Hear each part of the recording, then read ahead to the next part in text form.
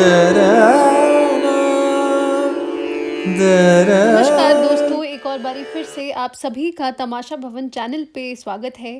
आज जो टॉपिक हम डिस्कस करेंगे वो ग्रंथ में से ही एक ग्रंथ है जिसके बारे में हम आज पढ़ेंगे और वो है संगीत रत्नाकर ग्रंथ। आपको पता ही होगा ये ग्रंथ जो है पंडित शारंग देव जी ने लिखी थी और ये ग्रंथ हर एग्जामिनेशन के लिए बहुत इम्पॉर्टेंट है। तो इसीलिए इसके बारे में डिटेल में पढ़ना भी बहुत इम्पॉर्टेंट है। मैंने ग्रंथ से रिलेटेड और 2 वीडियो बनाई हुई है, अगर आपने वो नहीं देखा है आप वो भी देख सकते हैं। तो चलिए शुरू करते हैं। देखिए, अब सबसे पहले हम देखेंगे कि शारंग देव जी के बारे में हम थोड़ा-सा बैकग्राउंड ले लेते हैं कि वो कहाँ से थे या उनके क्या कॉन्ट्रिब्यूशंस रहे। सबसे बड़ा कॉन्ट्रिब्यूशन तो ऑब्वियसली ये संगीत रत्नाकर ग्रंथ ही रहा, पर और भी देख लेते हैं। देखिए, इनका नाम जो था वो ये था, ठीक है? नेहशंक शारंगदेव। तो ये जो ऐसे करके क्वेश्चन पूछ लेते हैं कि शारंगदेव जी का दूसरा नाम क्या है, तो उस तरीके से आपको ये जो नाम है वो पता होना ज़रूरी है। ओके, ऐसा बोला जाता है कि ये शिव के भक्त थे और ये आयुर्वेद आचार्य थे, ठीक है? और ये वीणा वादक भी थे और बांसुरी वादक भी थे। इन्होंने वैसे तो 2 ग्रंथ लिखे थे, एक तो संगीत रत्नाकर था और एक एक था अध्यात्म विवेक, ठीक है? तो देखिए, संगीत रत्नाकर तो बहुत ही फेमस है, आपको पता ही होगा। दूसरा वाला ग्रंथ जो है हालांकि इतना लोकप्रिय या इतना प्रसिद्ध नहीं हुआ, पर संगीत रत्नाकर ऑब्वियसली बहुत ज़्यादा महत्वपूर्ण ग्रंथ है। चाहे फिर वो हमारा दक्षिण भारतीय संगीत हो या उत्तर भारतीय संगीत हो, दोनों के लिए ही ये ग्रंथ जो है बहुत महत्वपूर्ण है। ये दरबारी संगीतकार थे, कहाँ के? देवगिरी यादव वंशी राजा के। ओके, अब भाई सेम चीज़ यहाँ लिखी है कि जो संगीत रत्नाकर है वो महत्वपूर्ण ग्रंथ है उत्तर भारतीय संगीत में भी और दक्षिण भारतीय संगीत में भी। अब देखिए, थोड़ा सा इस ग्रंथ का बैकग्राउंड लेते हैं। ऐसा बोला जाता है कि 1210 और 1247 के बीच में ही, मतलब 13th सेंचुरी के अंदर ही ये ग्रंथ जो है वो लिखा गया था। ओके, देखिए, ऐसा लिखा हुआ है कि ये खिलजी काल का ही एक सांगीतिक ग्रंथ था, ठीक है? तो इसका मतलब है कि भारत में उस टाइम पे खिलजी जो रूलर रहा होगा वो शासन कर रहे होंगे, तो इसीलिए उस काल का संगीत रत्नाकर जो है ग्रंथ माना जाता है। ओके, तो इसीलिए बोला जाता है ये ग्रंथ जो है वो खिलजी काल का एक सांगीतिक ग्रंथ है। इसके अंदर देखिए 7 अध्याय हैं, जिसकी वजह से इसको सप्त अध्यायी करके भी मतलब एक नाम दिया जाता है। अब देखिए, टीका जो है वो काफ़ी लोगों ने लिखा है। संगीत रत्नाकर पे टीका जो लिखा था कल्लीनाथ जी ने, सिंह भूपाल जी ने भी लिखा हुआ है जिसका नाम है सुधाकर टीका, हंस भूपाल जी ने भी लिखा है, केशव जी ने भी लिखा है, कुंभकर्ण ने भी लिखा है, ऐसा बोला गया है। इसका इतना कोई प्रमाण नहीं है। फेमस जो देखिए ये वाला और ये वाला ही है, आपको पता ही होगा, बट कुछ पता नहीं है कि क्वेश्चन कहाँ से आ जाए, तो इसलिए मैंने ये नाम लिखे हैं, आपको ये भी पता होने चाहिए। सेतु नामक भी एक टीका लिखा जा चुका है संगीत रत्नाकर ग्रंथ के ऊपर, जो कि ब्रज भाषा में है। तो ये इंपॉर्टेंट चीज़ें हैं, आपको पता होनी चाहिए। देखिए, अब अध्याय के बारे में हम थोड़ा सा डिस्कस कर लेते हैं। जैसा कि मैंने आपको बताया, इसके अंदर जो चैप्टर्स हैं या अध्याय हैं वो टोटल 7 है, इसी वजह से इसको सप्त अध्यायी भी बोलते हैं। किसको? ग्रंथ को। ओके, सबसे पहला चैप्टर जो है वो स्वर अध्याय है, ठीक है? चैप्टर 2 जो है राग विवेक अध्याय, चैप्टर 3 प्रकीर्ण अध्याय, चैप्टर 4 प्रबंध अध्याय, देन ताल अध्याय, चैप्टर 6 वाद्य अध्याय और 7th है नृत्य अध्याय, ठीक है? तो ये सारे जो चैप्टर्स हैं ये पूरा सीरीज वाइज आपको याद होना चाहिए और ये पता होना चाहिए कि किधर क्या है, ठीक है? तो देखिए, मैंने इधर छोटा सा एक चार्ट बनाया हुआ है, इससे शायद आपको थोड़ा याद करने में भी इजी हो जाएगा कि किधर क्या लिखा है। देखिए, स्वर अध्याय के अंदर काफ़ी ज़्यादा चीज़ें हैं, आप देख ही सकते हैं। नाद, स्थान, श्रुति, स्वर, स्वर की जातियाँ भी दी हैं, सारण प्रक्रिया भी इसी चैप्टर में दे रखी है, ग्राम है, स्वर के प्रकार हैं, मूर्छना है, तान है, प्रस्तार है, खंड मेरु है, साधारण है, वर्ण और अलंकार भी कहाँ पे है? स्वर अध्याय में, मतलब चैप्टर नंबर 1 में है। ओके, फिर जाति, जाति के लक्षण और ये सारी चीज़ें हैं। फिर राग विवेक, मतलब जो कि हमारा चैप्टर नंबर 2 है, इसके अंदर 5 गीतियों का वर्णन किया हुआ है। ग्राम राग, उपराग, भाषांग, उपांग, नहीं काकू यहाँ पे नहीं है तो ये आप हटा सकते हैं, काकू तो यहाँ पे है। तो ये उस तरीके से राग विवेक अध्याय के अंदर ये एक इम्पॉर्टेंट चीज़ें हैं जो बता रखी हैं। फिर प्रकीर्ण अध्याय के अंदर देखिए बहुत सारी चीज़ें हैं, जैसे वाग्यकार के बारे में बताया है, उनके लक्षण के बारे में बताया होगा, उनके प्रकार जो हैं उत्तम मध्यम है ना। फिर गांधर्व है, गायक के गुण दोष हैं, स्थाय गमक, शरीर के गुण दोष, अलाप्ति, वृंद लक्षण। देखिए वृंद जो है मतलब कुतप, अगर आपको पता होगा मैंने वीडियो भी बना रखा है इस पे, तो वृंद के बारे में भी चैप्टर नंबर 3 में बताया हुआ है। ठीक है, फिर गायक के लक्षण भेद, शब्द के दोष, शब्द के भेद। ठीक है, शब्द दोष मतलब शब्द भेद का मतलब कहीं ना कहीं आवाज़ से है। ठीक है, स्थाई के भेद बताए हैं, देखिए स्थाई का भी जिक्र कहाँ है, यहीं पे है। काकू के बारे में है, अलाप्ति के भेद के बारे में बताया है, अलाप्ति के लक्षण के बारे में बताया है। हो सकता है कुछ चीज़ें यहाँ ना लिखी हों, अगर आपकी जानकारी में ऐसा कुछ है जो यहाँ मिस हो गया है तो आप मुझे कमेंट सेक्शन में ज़रूर लिख के बताइए। देखिए 4th चैप्टर वही जैसा कि हमारा है प्रबंध अध्याय, तो आपको पता ही है कि इसके अंदर प्रबंध है तो ऑब्वियसली गीत के भेद जो हैं वो बताए हुए होंगे, क्योंकि गान का ही जो एक भेद है ना, मतलब निबद्ध गान अनिबद्ध गान, निबद्ध गान का ही एक संज्ञा है प्रबंध, है ना। तो उस तरीके से प्रबंध के लिए ये चैप्टर जो है बहुत ही डेडिकेटेड है। रूपक के बारे में बताया है, गीत के दोष और गुण के बारे में जो है वो इस चैप्टर में बताया है। ताल अध्याय में देखिए ये चीज़ें बता रखी हैं। वाद्य अध्याय में ऑब्वियसली अनेक वाद्यों का वर्णन रहा ही होगा, चाहे फिर वो वीणा हो, अवनद्ध वाद्य हो, सुशिर वाद्य हो, तो इन सब के घन वाद्य हो, तो इन सब के बारे में इधर थोड़ा थोड़ा बताया होगा। 7वें अध्याय में नृत्य के बारे में बता रखा है, और रस के बारे में बताया हुआ है, और भाव के बारे में बताया हुआ है। ठीक है, तो ये चीज़ें आपको थोड़ी पता होनी चाहिए। अब देखिए स्वर अध्याय में देख लेते हैं। देखिए स्वर अध्याय के अंदर भी बोला जाता है कि 7 प्रकरण है, मतलब स्वर अध्याय के अंदर भी इन्होंने डिवीजन किया हुआ है, और कितने प्रकरण है उसके 7 है। ठीक है, देखिए नाद के बारे में क्या चीज़ बोली है। नाद के 2 प्रकार जो पिंड से प्रकाशित होते हैं वो है आहत और अनाहत नाद। वैसे नाद के वही 5 प्रकार बताए हैं जो बाकी लोगों ने भी बता रखे हैं, मतंग जी ने भी बताया हुआ है, आप ये नाम पढ़ ही सकते हैं। ठीक है, 5 स्थानों में स्थित रहते हैं। ठीक है, फिर उसके बाद नकार का अर्थ है प्राण, दकार का अर्थ है अग्नि। मतलब देखिए नाद को इधर ना तोड़ दिया गया है। ठीक है, तोड़ के इधर मीनिंग जो है वो बता रखा है। तो नाद के बारे में इस तरीके से इस ग्रंथ के चैप्टर नंबर 1 में चर्चा जो है वो हुई है। श्रुतियों के बारे में देखिए 22 श्रुतियाँ हैं। ठीक है, और श्रुति जातियाँ जो हैं वो भी बता रखी हैं, जो कि 5 हैं। ठीक है, कौन से स्वर में कौन सी जाति है, तो ये एक इम्पॉर्टेंट चार्ट है, इसको आप याद ज़रूर कर लीजिए, क्योंकि क्वेश्चन पूछ सकते हैं कि शारंग देव जी के अनुसार कौन सी श्रुति जाति पे या कौन सा स्वर है, ऐसे करके क्वेश्चन जो है वो पूछा जा सकता है। अब देखिए जातियों के भी भेद बता रखे हैं इधर, जैसे जातियां मतलब श्रुति की जातियां है ना, श्रुति की जातियों के भी देखिए भेद जो है वो इधर बता रखे हैं। अब देखिए स्वर का जो है इन्होंने 4 प्रकार बता रखा है, वादी, संवादी, विवादी और अनुवादी। इसके बारे में आपको पता ही होगा।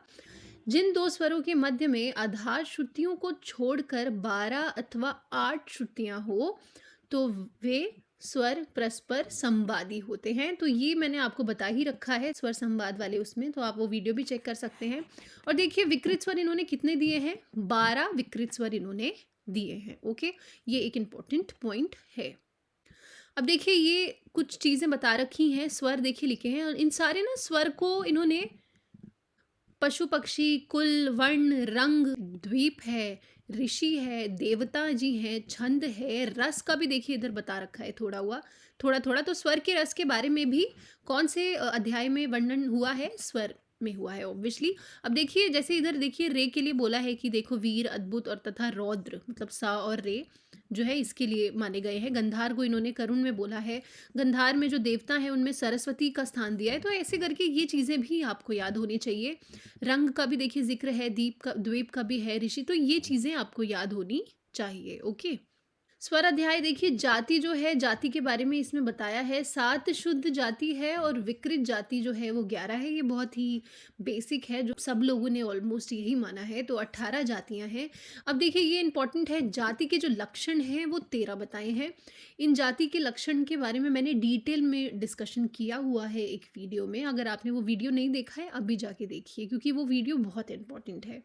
मतलब शुद्ध जाति में जितनी 7 हमारी शुद्ध जाति हैं या 11 विकृत जाति हैं, उन सब के लक्षण भी इधर जो है इन्होंने बताया हुआ है। वर्ण के बारे में देखिए, वर्ण जैसे आपको पता है एक गान क्रिया है, इसके 4 भेद हैं, स्थाई, आरोह, अवरोह, संचारी। स्थाई आपको पता ही होगा, सा ऐसे करके वो स्थाई हो जाएगा। आरोह आपको पता ही है, सारेगामा पधा निसा। अवरोह सानी धापा मगरेसा, मतलब डिसेंडिंग ऑर्डर। और संचारी क्या है, मतलब ये मिक्सचर है इन तीनों का, ऐसा बोला गया है। अलंकार के बारे में भी देखिए इधर बता रखा है, अलंकार की संख्या विशिष्ट वर्ण के संदर्भ में कितनी दी है, 63 दी है। देखिए आप इधर जो डिवीजन है वो भी देख सकते हैं। ओके, तो अलंकार के जो नाम है वो भी आपको पता होने चाहिए। हालांकि संगीत रत्नाकर पे एक पीडीएफ जो है, डिटेल पीडीएफ, वो भी मैं शेयर करूंगी अपने टेलीग्राम चैनल पे। अगर आपने मेरा चैनल जो है टेलीग्राम वाला वो ज्वाइन नहीं किया है तो आप उसको ज्वाइन कर लीजिए, ताकि आप ऐसी डिटेल म्यूज़िक की थ्योरी का पीडीएफ जो है वो एक्सेस कर पाएँ। ठीक है? तो ये चीज़ें आप याद रखिए कि क्वेश्चन पूछ सकते हैं कि अवरोह वर्ण अलंकार कितने दिए हैं, तो 12 दिए हैं, तो ये मतलब ऐसे करके आपको पता होना चाहिए। अब देखिए साधारण के 2 लक्षण बता रखे हैं यहाँ पे। स्वर साधारण है जिसके 4 प्रकार दिए हैं। एक है काकली साधारण, अंतर साधारण, षडज साधारण और मध्यम साधारण। देखिए सा और नी के जो बीच में होगा उसको काकली साधारण बोला गया है, ठीक है? और वहीं गा और माँ के जो बीच में होगा उसको अंतर साधारण बोला गया है। फिर वही देखिए षडज साधारण के बारे में लिखा है, मध्यम साधारण के बारे में लिखा है, आप ये पढ़ सकते हो।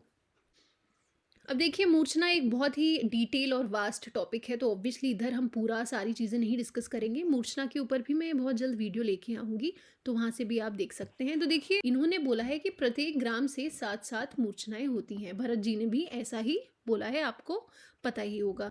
अब देखिए मूर्छना के ना इन्होंने 4 प्रकार बता रखे हैं, जैसे शुद्धा, काकली संहिता, सांतरा, अंतर काकली संहिता। तो ये नाम आपको पता होनी चाहिए। और टोटल मूर्छनाएं कितनी बताई हैं, 56 बता रखी है। ओके, अब देखिए चैप्टर नंबर 2 जो है हमारा यहाँ पे शुरू हो जाएगा। ठीक है, चैप्टर नंबर जो 2 है उसके बारे में हम पढ़ते हैं। मतलब राग विवेक अध्याय जो है वो चैप्टर नंबर 2 है। उसके अंदर देखिए इन्होंने 5 गीतियाँ बता रखी हैं। ग्राम राग इन्होंने 30 बताए हुए हैं, ठीक है। उपराग इन्होंने 8 बताए हैं। भाषा जनक राग 15 बताए हैं। भाषाएं 96 हैं, वे भाषाएं 20 हैं, अंतर भाषाएं 4 हैं, ठीक है। अब देखिए यहाँ पे ये चीज़ भी लिखी है कि कौन सी गीति से और मतलब षडज ग्राम से शुद्ध गीति से कितने राग हैं, तो वो लिखा है, ये पढ़ सकते हो आप, इम्पोर्टेंट है। ये गीति के हिसाब से इधर बता रखा है, ठीक है।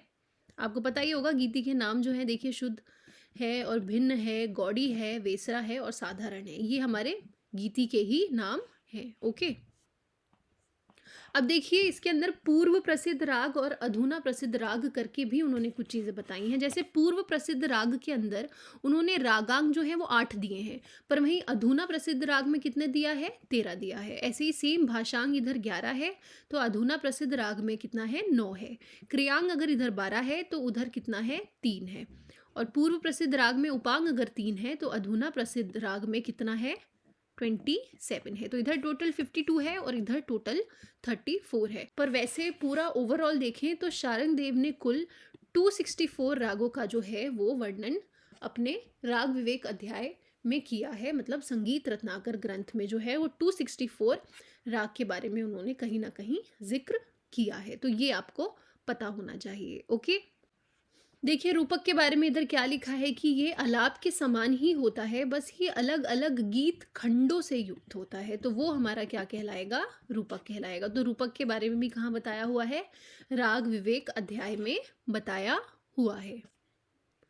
अब देखिए प्रकीर्ण अध्याय के बारे में हम देखते हैं। अब देखिए इसके अंदर ये चैप्टर नंबर 3 है, आपको पता ही होगा, ठीक है, हमने शुरू में जैसा कि देखा ही, ये चैप्टर 3 है। इसमें वाग्यकार के लक्षण का वर्णन जो है वो किया है, ठीक है। गीत की जो भाषा है उसको मातु बोला है, और उसका जो म्यूजिकल है ना, मतलब जो गे मतलब म्यूजिकल जो रूप है ना, सांगीतिक रूप जो है उसको धातु बोला गया है। इन दोनों के मिक्सचर से जो रचनाकार होता है, जो रचना करते हैं, उसको ही हम वाग्यकार जो है वो बोलते हैं। तो श्रेष्ठ वाग्यकार की विशेषताएं देखिए मैंने यहाँ लिख दी है, आप इसको पढ़ सकते हैं। ओके, अब देखिए एक मध्यम वाग्यकार है, एक अधम वाग्यकार है, ठीक है, और एक उत्तम वाग्यकार है। तो देखिए मध्यम वो है जिसको भाषा का ज्ञान जो है वो मंद है, पर लेकिन उनको मतलब म्यूजिकली उनको ज़्यादा ज्ञान है। तो वो मध्यम वाग्यकार है। मध्यम वाग्यकार वो भी हो सकता है कि जिसको धातु मातु का ज्ञान तो है, पर उसको प्रबंध का ज्ञान जो है वो नहीं है। ओके, अधम वाग्यकार में क्या होता है कि धातु रचना में जो है ये मंद होता है। जैसे इधर ये मातु में मंद है ना, भाषा का ज्ञान मतलब मातु में मंद है, पर इधर अधम अधम वाग्यकार में धातु रचना में मंद है। ठीक है, फिर उत्तम वाग्यकार वही होता है जो ऑब्वियसली जो दोनों में ही उत्तम है, मतलब मातु में भी उत्तम है और धातु रचना में भी उत्तम है, तो वो ऑब्वियसली उत्तम वाग्यकार होगा। अति अधम वाग्यकार वो है जो अन्य धातु में मातु की रचना करता है। ठीक है, इसको कुट्टीकार भी बोलते हैं। ओके, तो ये कुछ इंपॉर्टेंट चीज़ें हैं जो आपको पता होनी चाहिए। देखिए, गांधर्व के बारे में बताया है कि जो मार्ग तथा देशी संगीत का ज्ञाता हो, और स्वर आदि करके भी एक टर्म यूज हुआ है इस अध्याय में, जिसको बोला है जो केवल मार्ग संगीत का ज्ञाता होता है वो स्वर आदि है। ओके, अब देखिए गायक के लक्षण के बारे में इधर बता रखा है, तो आप ये सारा जो है पढ़ सकते हैं, ये बहुत इंपॉर्टेंट है। ठीक है, जैसे कि यहाँ पे लिखा है वाणी से मनोज्ञ, समस्त दोषों से रहित, मतलब उसमें कोई दोष होता नहीं है जो ये ना, वैसे देखा जाए गायक के लक्षण में ये उत्तम गायक के जो लक्षण है ना, उसके बारे में इधर बताया हुआ है, तो ये भी इंपॉर्टेंट है। ठीक है, अब देखिए मध्यम गायक क्या होता है, जो थोड़े से गुणों से रहित हो किंतु निर्दोष हो, मतलब उसमें कोई दोष नहीं है, पर हाँ उसके अंदर थोड़ा गुण की थोड़ी थोड़ी कमी है, मतलब थोड़ा थोड़ा गुण शायद उसमें नहीं है, पर उसमें दोष भी नहीं है। अधम गायक वो होता है जिसके अंदर दोष होता है। ठीक है, तो ये आप उस तरीके से पढ़ सकते हैं। अब देखिए गायक के इन्होंने 5 प्रकार बता रखे हैं: शिक्षाकार, अनुकार, रसिक, रंजक और भावक। ठीक है, ऑब्वियस सी बात है, शिक्षाकार मतलब दक्ष गायक जो है वो होगा। अनुकार मतलब अन्यों की भंगिमाओं का अनुकरण करने वाला। ओके, रसिक है श्रृंगार आदि रसों के आवेश से अभिभूत गायक रसिक होता है। रंजक श्रोताओं को प्रसन्न करने वाला ऑब्वियसली। भावक मतलब जो गीत को अधिक व्यवस्थित रूप से प्रस्तुत करता है वो भावक गायक होता है। तो इस तरीके से कितने प्रकार हैं गायक के? 5 प्रकार हैं, जो कि प्रकीर्ण अध्याय में ही दिया हुआ है। ओके, अब देखिए गायक के 3 प्रकार हैं। पहले ऐसा बोला जाता था, एकल, यमल और वृंद। अब देखिए वृंद के बारे में यहीं पे बात हुई है। ठीक है, तो जो एकल है, जो एक ही गायन करता है वो गायक एकल है, जो 2 गायन करे वो यमल है, और जो समूह गायन करता है वो वृंद कहलाता है। ओके, अब देखिए गायक के दोष के बारे में भी इधर बता रखा है, ये कैसे हैं, 25 प्रकार के हैं। इन सब का जो डिस्क्रिप्शन है वो पीडीएफ में आपको मिल जाएगा। ठीक है, तो आप वहाँ से पढ़ सकते हैं। देखिए आवाज़ के मतलब शब्द के इन्होंने 4 प्रकार बता रखे हैं, ये खाहुल, नारट, बोमबाक और मिश्रक। ठीक है, और इनके लक्षण भी जो हैं वो बताए हैं। शब्द के कितने गुण दिए हैं इन्होंने? 15, और शब्द के दोष कितने हैं? 8। ठीक है, तो ये भी आपको पता होना चाहिए, और इन सब के नाम भी आपको याद होने चाहिए। ओके, अब देखिए राग अलाप्ति के बारे में भी इसी अध्याय में जो है वर्णन हुआ है। राग अलाप्ति का मतलब देखिए वही है जो अलाप्ति रूपक की अपेक्षा ना रखकर प्रवर्त होती है। ठीक है, मतलब इसका मतलब ये है कि इसके अंदर ना जो स्वर स्थान है, आपने अगर पढ़ा होगा 4 हमारे स्वर स्थान होते हैं, उसका पूरा पूरा उपयोग जो है वो राग के अंदर रह के किया जाता है। ठीक है, तो वही सेम चीज़ यहाँ पे ये चीज़ें लिखी हैं, आप इसको पढ़ सकते हैं, ये बहुत ही इम्पॉर्टेंट एक टॉपिक है।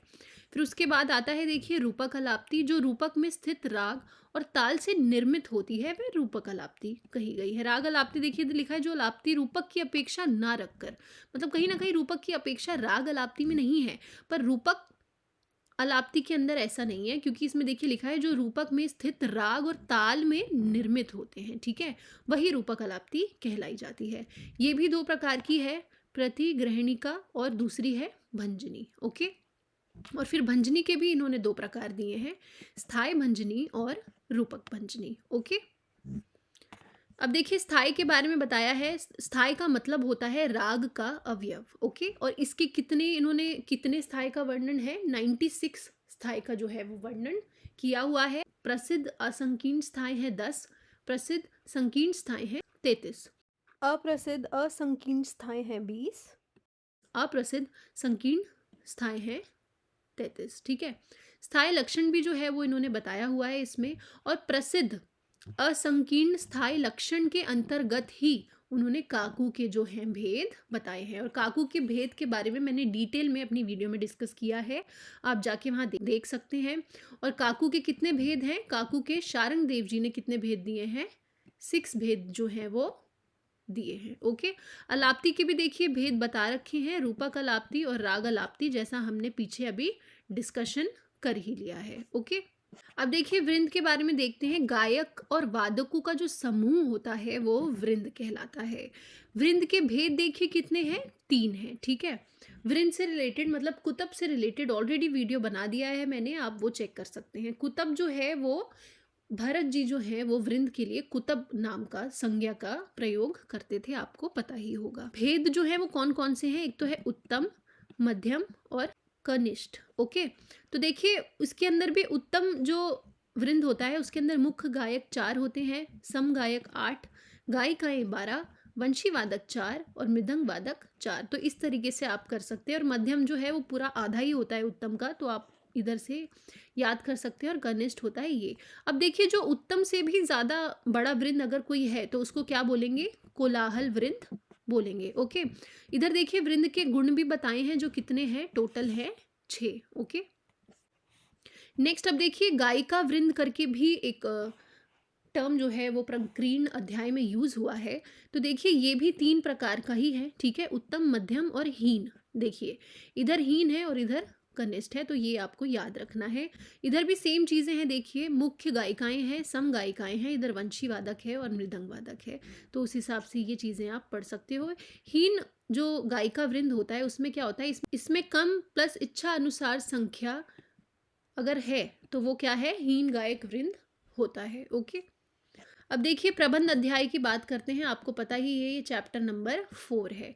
इसके अंदर इन्होंने गीत के 2 भेद बता रखे हैं, एक है गांधर्व और एक है गान। फिर गान के 2 भेद बताए हैं, निबद्ध गान और अनिबद्ध गान। निबद्ध गान के लिए 3 संज्ञा का प्रयोग किया है शारंग देव जी ने, प्रबंध, रूपक और वस्तु। अब देखिए प्रबंध से रिलेटेड ऑलरेडी डिटेल वीडियो मैंने बनाया हुआ है, तो आप वो जाके चेक कीजिए, इसलिए यहाँ पे मैं डिटेल में प्रबंध के बारे में हम बात नहीं करेंगे। ठीक है, प्रबंध के धातु जो है वो 4 दिए हैं, प्रबंध के अंग जो है वो 6, प्रबंध की जातियां जो हैं वो हैं 5। गीत के देखिए गुण बता रखे हैं इसमें, जो कि 10 हैं। दोष भी कितने हैं, 10 हैं। प्रबंध के 2 भेद और इसमें बता रखे हैं, अनिर्युक्त और निर्युक्त प्रबंध। निर्युक्त प्रबंध से आप समझ रहे हो कि जिसके अंदर एक विशेष ताल राग का जो प्रयोग हो रहा है या किसी पर्टिकुलर विषय पे ही जो है प्रबंध गाया जा रहा है, तो वो निर्युक्त होगा। और अनिर्युक्त क्या होगा, इसका उल्टा, जो मतलब किसी विशिष्ट राग में नहीं है या ताल में, विशिष्ट ताल में नहीं है, तो वो अनिर्युक्त में आएगा। तो ये आपको थोड़ा सा पता होना चाहिए। अब देखिए ताल अध्याय देख लेते हैं। अब देखिए ताल अध्याय को भी 2 खंड में विभाजित किया गया था, एक मार्ग ताल तत्व लक्षण प्रकरण और एक देसी ताल प्रकरण। ताल के 2 प्रकार बताए हैं, देसी और मार्ग। क्रियाएं कितनी उन्होंने बोली हैं, 2। मार्ग कितने बताए हैं, 4। वो है ध्रुव, चित्र, वार्तिक और दक्षिण। ध्रुव में मतलब 1 है मात्रा काल, चित्र में 2 मात्रा काल है, वार्तिक में 4 और दक्षिण में 8। इधर गीतक का भी जो है वो वर्णन हुआ है, जो कितने हैं, 7 हैं। ओके, अब देखिए वाद्य अध्याय में कुछ ऐसा नहीं है, ऑब्वियसली इसके अंदर बहुत डिटेल में वीणाओं के बारे में जो है वो इस अध्याय में बता रखा है। वीणा अब ऑब्वियसली तत् में आएगा। अवनद वाद्य के बारे में भी, दुदुम्बी करके ऐसे जो वाद्य हैं उन सब के बारे में बताया है।